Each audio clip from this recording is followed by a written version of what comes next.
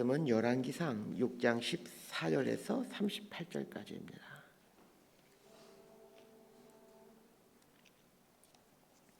열왕기상 6장 14절에서 38절까지 말씀 번갈아 가며 있습니다.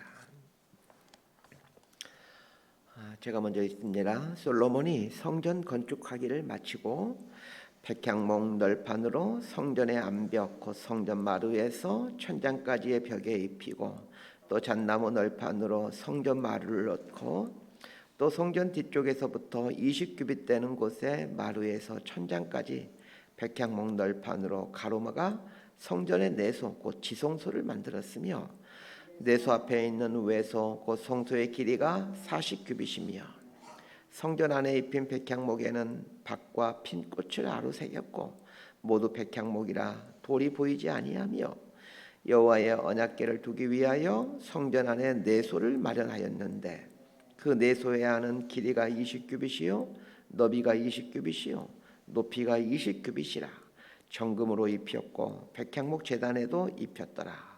솔로몬이 정금으로 외소 안에 입히고 내소 안에 금사슬로 건너지르고 내소를 금으로 입히고 온 성전을 금으로 입히기를 마치고 내소에 속한 제단의 전부를 금으로 입혔더라.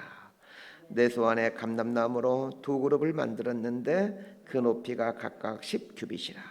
한 그룹의 이쪽 날개도 5규빗이요 저쪽 날개도 5규빗이니 이쪽 날개 끝으로부터 저쪽 날개 끝까지 10규빗이며 다른 그룹도 10규빗이니 그 두 그룹은 같은 크기와 같은 모양이요 이 그룹의 높이가 10규빗이요 저 그룹도 같았더라. 솔로몬이 내소 가운데 그룹을 두었으니 그룹들의 날개가 퍼져 있는데 이쪽 그룹의 날개는 이쪽 벽에 닿았고 저쪽 그룹의 날개는 저쪽 벽에 닿았으며 두 날개는 성전의 중앙에서 서로 닿았더라. 그가 금으로 그룹을 입혔더라.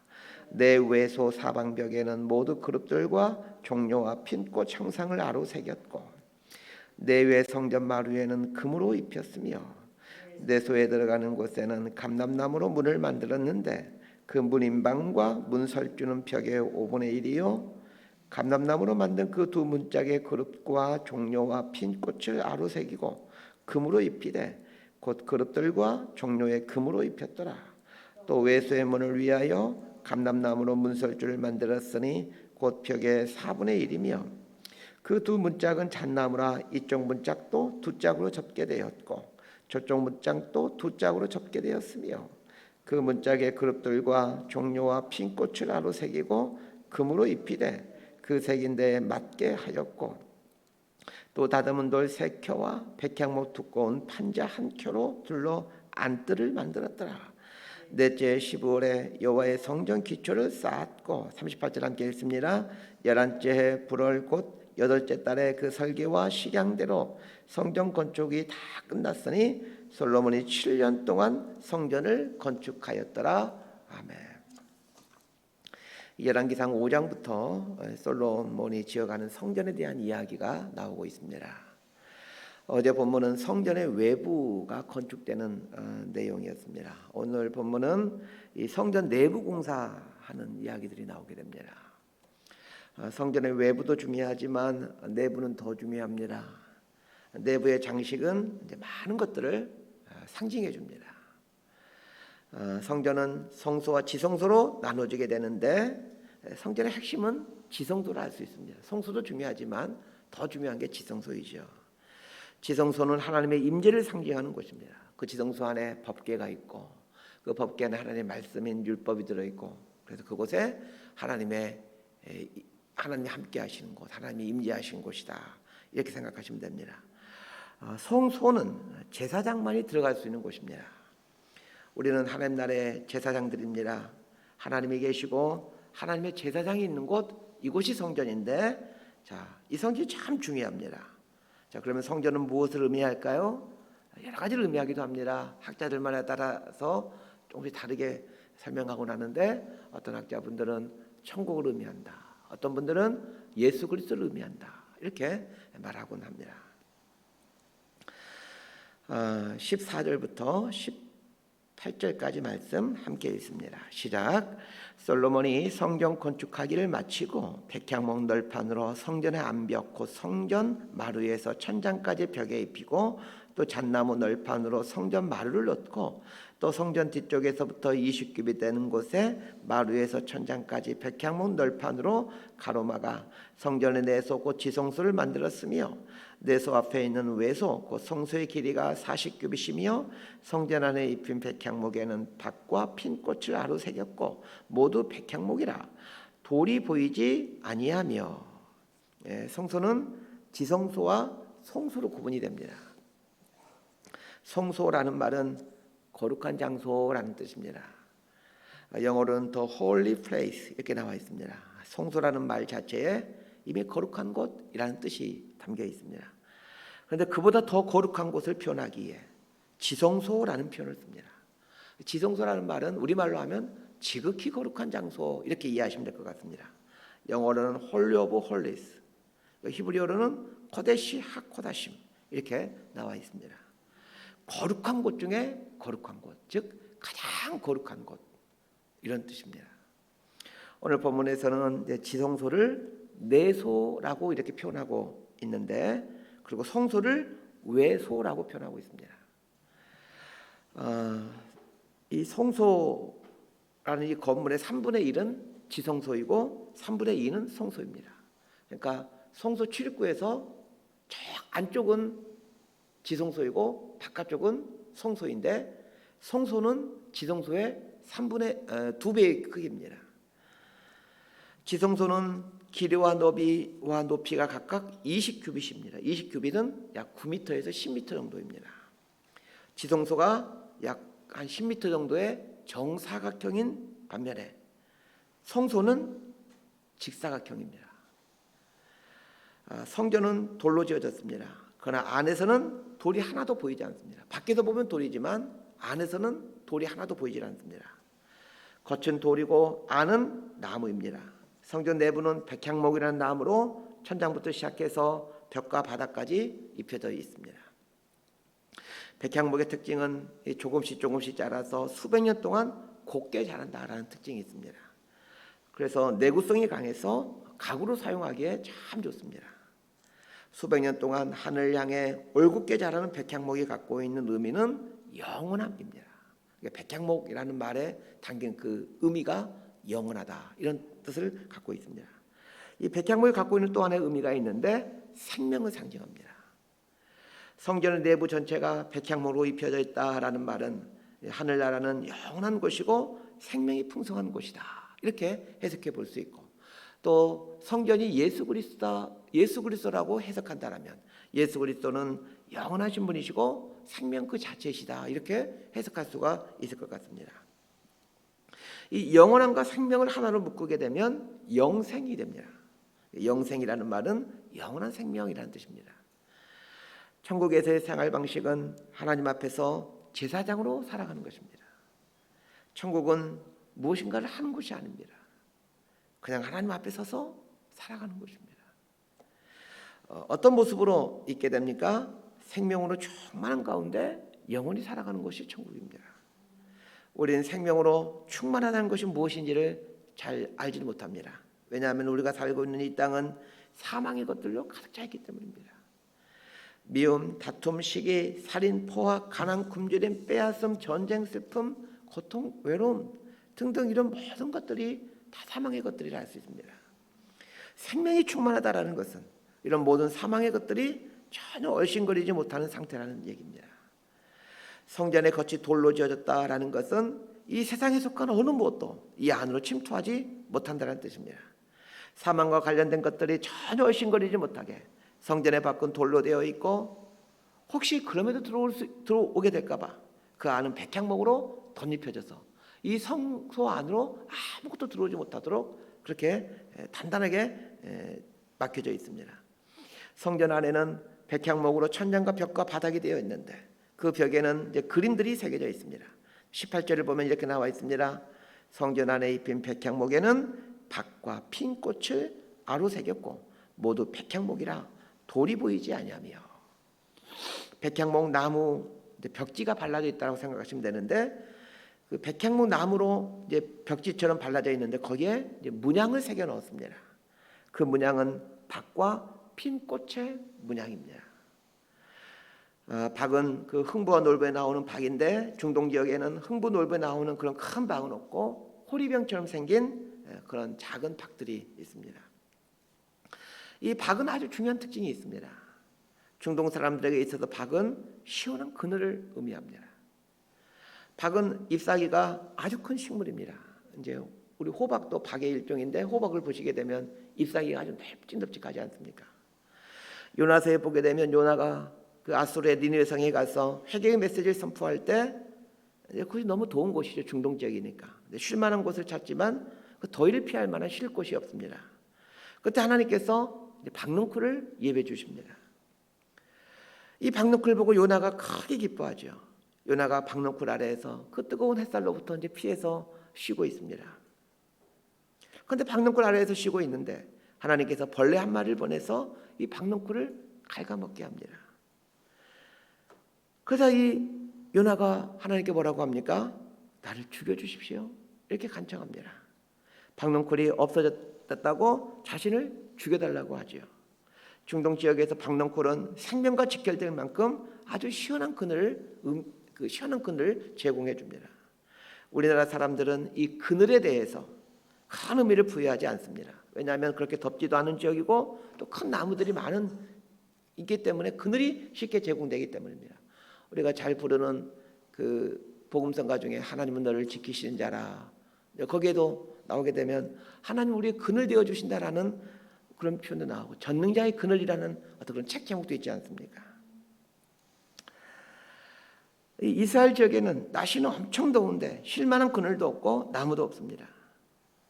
성소 안에 백향목 나무 벽지에 박너클 문양을 새겨 넣은 것은 성전이 영원한 안식처, 그늘과 같은 곳이라는 뜻입니다. 천국은 안락한 쉼터입니다. 아마 천국은 한 온도는 23도, 습도는 50% 정도일 겁니다. 사람이 지내기에 가장 좋은 습도가 50% 정도랍니다. 그렇다고 어디 가서 천국의 온도는 23도이고 습도는 50%입니다. 이렇게 말하면 안 됩니다. 그냥 사람이 지내기에 가장 좋은 곳이라는 것을 이렇게 그냥 표현하고 있다라고 이해하시면 될 것 같습니다. 백향목 나무 벽지에는 박너클 문양이 새겨져 있고 핀꽃 문양이 새겨져 있습니다. 이 핀꽃, 꽃이 피어 있다라는 것은 즐거움, 기쁨, 영광을 상징합니다. 그러니까 천국은 영원한 곳인데 안락한 쉼터이면서 동시에 기쁨과 즐거움이 넘치는 곳이다라는 얘기입니다. 이걸 말해주기 위해서 성전 내부의 장식을 백향목 나무로 이제 도배를 하고 또 바깥 핀꽃 문양을 새겨 넣었던 것입니다. 자, 19절부터 22절까지 말씀 함께 읽습니다. 시작. 여호와의 언약궤를 두기 위하여 성전 안에 내소를 마련하였는데 그 내소의 안은 길이가 20규빗이요 너비가 20규빗이요 높이가 20규빗이라 정금으로 입혔고 백향목 제단에도 입혔더라. 솔로몬이 정금으로 외소 안에 입히고 내소 안에 금 사슬로 건너지르고 내소를 금으로 입히고 온 성전을 금으로 입히기를 마치고 내소에 속한 제단의 전부를 금으로 입혔더라. 자, 여기에 가장 많이 나오는 단어가 무슨 단어인지 한번 보시기 바랍니다. 금이 가장 많이 나오는 단어입니다. 여러분 금 모으려고 바둥바둥 치지 않게 되기를 바랍니다. 천국 가면 발에 걸리는 게 금입니다. 남자아이들은 아마 금으로 구슬치기 할 것 같고 여자아이들은 금덩어리로 공기놀이 할 것 같습니다. 진짜 그렇다는 게 아니라 이제 그곳이 그런 곳이라는 겁니다. 아무튼 이 땅에 살면서 금 욕심 부리지 않게 되길 바랍니다. 지성소의 길이는 가로와 세로와 높이가 각각 20규빗인 정육명체이다라고 말하고 있습니다. 계시록 21장에 보게 되면 그 새 예루살렘, 요한계시록에서는 이제 하나님의 나라가 이 땅 가운데 임하게 되는데 그 새 예루살렘이라고 표현하고 있습니다. 그 새 예루살렘이 이제 천국이라고 할 수 있는데 그 천국에 대해서 설명을 해주는데 계시록 21장 16절에 보면 이렇게 설명하고 있습니다. 그 성은 네모가 반듯하여 길이와 너비가 같은지라 그 갈대자로 그 성을 측량하니 12,000 스다디온이요 길이와 너비와 높이가 같더라. 계시록 21장 18절에 보면 이렇게 말해줍니다. 그 성곽은 벼곡으로 쌓였고 그 성은 정금인데 맑은 유리 같더라. 백향목 나무 벽지로 천장과 벽과 바닥이 도배가 되어 있는데 그 위에 정금으로 입혀져 있다는 겁니다. 여기에 들어간 금의 양이 엄청납니다. 이 지성소안이 아까 가로가 한 9m, 10m, 세로가 9m, 10m, 높이도 9m, 10m 이 정도 정육면체라고 말씀드렸습니다. 이 정도 크기를 한번 생각해 보면서 이 지성소를 생각해 보시기 바랍니다. 기원전 600년경에 바벨론이 쳐들어와서 이 지성소의 금을 다 털어가죠. 그때 금의 양이 600달란트라고 나와 있습니다. 600달란트는 24,400kg입니다. 금만 20톤이 넘는다는 얘기입니다. 여러분, 금이 20톤이면 이거 어마어마한 양이지 않겠습니까? 금은 빛을 상징합니다. 동시에 불변함, 영원함을 상징하죠. 그래서 우리가 결혼 반지로 금반지를 하는 겁니다. 영원함, 불변함, 이걸 상징하게. 금은 영원한 빛입니다. 천국은 영원한 빛이 있는 곳입니다. 어둠의 세력들이 전혀 얼씬거리지 못하는 빛으로 충만한 곳입니다. 하나님은 빛이십니다. 여호와는 나의 빛이시니. 이 고백처럼 하나님은 빛 속에 계십니다. 천국은 어디에나 빛이신 하나님을 만날 수 있는 곳이고 하나님의 임재를 경험하는 곳이라는 것을 말해줍니다. 자, 23절부터 28절까지 말씀 함께 읽겠습니다. 시작. 내 소안에 감람나무로 두 그룹을 만들었는데 그 높이가 각각 10규빗이라. 한 그룹의 이쪽 날개도 5규빗이요 저쪽 날개도 5규빗이니 이쪽 날개 끝으로부터 저쪽 날개 끝까지 10규빗이며 다른 그룹도 10규빗이니 그 두 그룹은 같은 크기와 같은 모양이요 이 그룹의 높이가 10규빗이요 저 그룹도 같았더라. 솔로몬이 내 속 가운데 그룹을 두었으니 그룹들의 날개가 퍼져 있는데 이쪽 그룹의 날개는 이쪽 벽에 닿았고 저쪽 그룹의 날개는 저쪽 벽에 닿았으며 두 날개는 성전의 중앙에서 서로 닿았더라. 그가 금으로 그룹을 입혔더라. 지성소 안에는 하나님의 언약궤가 있고 그 언약궤를 감싸 안듯이 두 그룹이 지키고 있습니다. 이제 그룹이란 정확히 번역하기가 좀 쉽지 않지만 천사라고 이해하시면 됩니다.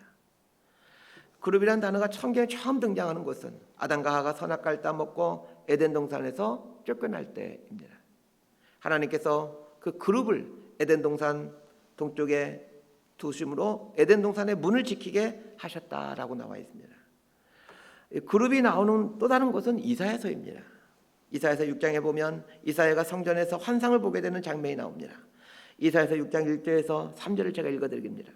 우시아 왕이 죽던 해에 내가 본즉 주께서 높이 들린 보좌에 앉으셨는데 그의 옷자락은 성전에 가득하였고 스랍들이 모시고 섰는데 각기 6 날개가 있어 그 둘로는 자기의 얼굴을 가리었고 그 둘로는 자기의 발을 가리었고 그 둘로는 날며 서로 불러 이르되 거룩하다 거룩하다 거룩하다 만군의 여호와여 그의 영광이 온 땅에 충만하도다 하더라.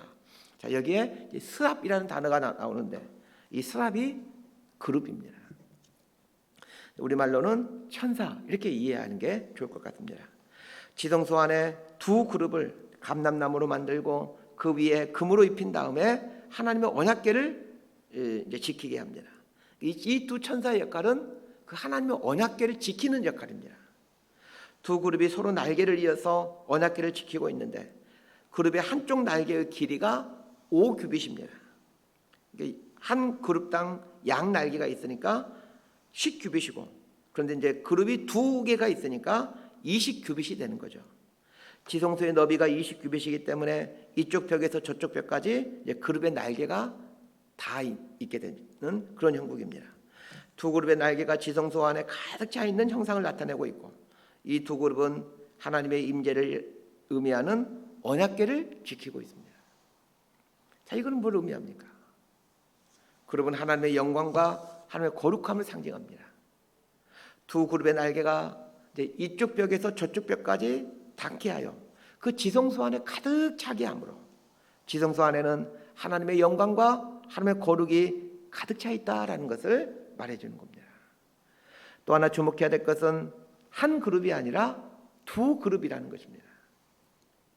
이 둘은 이제 히브리 사회에서 선포와 증거의 숫자입니다. 그래서 이스라엘에서는 증인을 세울 때 꼭 두 사람을 세워야만 증인으로서 효과가 있습니다. 그리고 이제 재판을 할 때 고소를 하게 되는데 두 사람의 고소인이 있어야만 재판이 성립됩니다. 그래서 이 둘이라는 숫자는 선포와 증거의 의미를 가지고 있습니다. 두 그룹이 하는 일은 하나님의 거룩과 영광을 선포하고 증거하는 일입니다. 하나님이 거룩하시고 영광스러우신 분인 것처럼 천국은 거룩하고 영광스러운 곳입니다. 마찬가지로 천국의 백성들은 거룩한 삶을 살아야 하고 하나님의 영광을 드러내는 삶을 살아야 합니다. 말씀 정리합니다. 성전은 천국을 의미합니다. 물론 예수 그리스도를 의미하기도 합니다. 천국은 영원한 생명이 있는 곳입니다. 아늑한 쉼터입니다. 기쁨이 넘치는 곳입니다. 빛으로 충만한 곳이고 하나님의 거룩하심과 영광이 가득 찬 곳입니다. 그러나 천국은 우리가 죽어서 가는 곳만을 의미하지 않습니다. 성경이 계속해서 말하고 있는 것은 천국은 우리 삶에 임한다는 것입니다. 마음이 가난한 자는 복이 있나니 천국이 저희 것이며, 이 말씀도 그렇고 내가 하나님의 손을 힘입어 귀신을 쫓아내는 것이면 이미 하나님의 나라가 너희에게 임하였느니라 라는 예수님 말씀도 그렇습니다. 천국이 어디 있습니까? 라는 질문에 예수님은 천국은 너희 중에 있느니라 라고 말씀하셨습니다. 우리 삶이 성전이고 우리 삶이 천국입니다. 우리 삶이 성전이고 천국이 되기 위해서는 어떻게 해야 됩니까? 천국의 주인은 하나님이십니다. 하나님의 통치를 받으면 우리 삶이 천국이 되어갑니다. 하나님의 통치를 받아가는 인생이 천국의 삶을 살아가는 인생입니다. 저 여러분의 삶 속에서 매 순간 이 천국의 생명과 천국의 기쁨과 또 거룩과 영광을 경험하며 살게 되기를 진심으로 소망하고 축복합니다. 기도하겠습니다. 주님, 우리로 하여금 영원한 천국을 사모하며 살아갈 수 있도록 예수님 믿게 하여 주시니 감사드립니다. 우리 삶 속에서 예수님을 온전한 주인 삼고 영생의 기쁨을 누리며 살게 되는 복된 삶이 되게 주옵소서. 내가 주인 되어 내 계산과 내 계획대로 살려고 할 때 기쁨이 사라지고 즐거움이 사라지고 동시에 두려움과 걱정이 내 삶에 가득 차게 된다는 것을 수도 없이 경험해 왔습니다. 매 순간 하나님을 삶의 지성소에 모셔들어 하나님의 통치하심과 하나님의 임재하심 속에서 참 성전 천국의 삶을 살게 되는 저희들 되게 하여 주옵소서. 예수님 이름으로 기도드리옵나이다.